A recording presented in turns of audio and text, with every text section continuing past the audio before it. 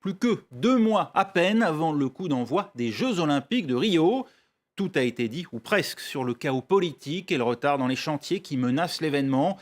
Il y a aussi la résistance de certains habitants des favelas, vent debout contre les expropriations. À quelques mètres seulement du parc olympique, un bidonville fait figure de village retranché face aux bulldozers. Reportage de Nicolas Rançon et Isabelle Hotlar.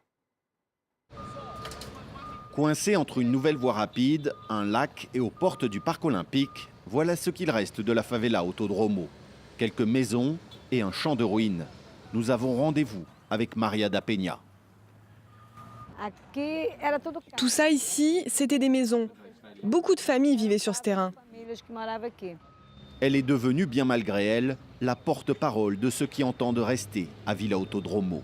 Il y a 3 ans, les autorités ont commencé les expropriations pour construire un accès aux structures olympiques. Sur les 583 familles qui habitaient là, une vingtaine résistent et vit encore sur place. Les Jeux Olympiques ne vont durer que 17 jours. Moi, j'habite ici depuis 23 ans. C'est injuste d'être exproprié à cause d'un événement mondial. Devoir partir de chez soi, c'est totalement absurde. Après des mois de lutte, un accord a finalement été trouvé.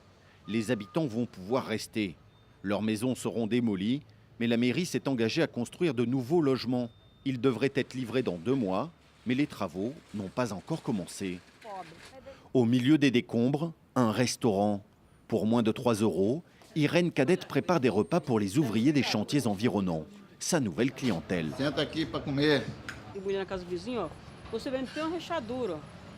Cette maison, le mari d'Irène l'a construite de ses propres mains. 26 ans d'efforts, de l'amour et beaucoup de sueur. Lorsque le ton est monté, l'attachement à cette terre était trop grand pour tout abandonner. Les gens de la mairie nous ont menacés, certains ont eu peur et sont partis. Moi, je leur ai dit qu'il ne fallait pas me menacer, alors j'ai décidé de ne pas partir d'ici.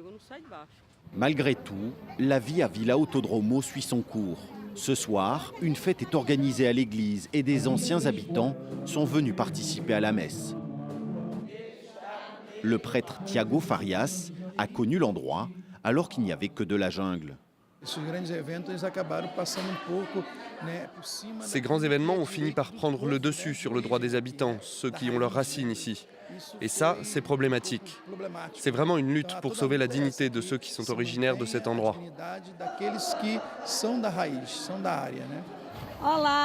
À Villa Autodromo, l'esprit communautaire a survécu. Ce soir, Marie a le sourire. Elle retrouve ceux qui ont quitté les lieux. Mais tant qu'elle n'aura pas sa nouvelle maison, elle reste méfiante. Je ne pense pas que cela est terminé. On ne sait jamais. Mais j'espère qu'à Villa Autodromo, c'en est fini. Et surtout que cela ne recommence pas dans une autre favela, parce que c'est très difficile. C'est une lutte cruelle. Une question persiste.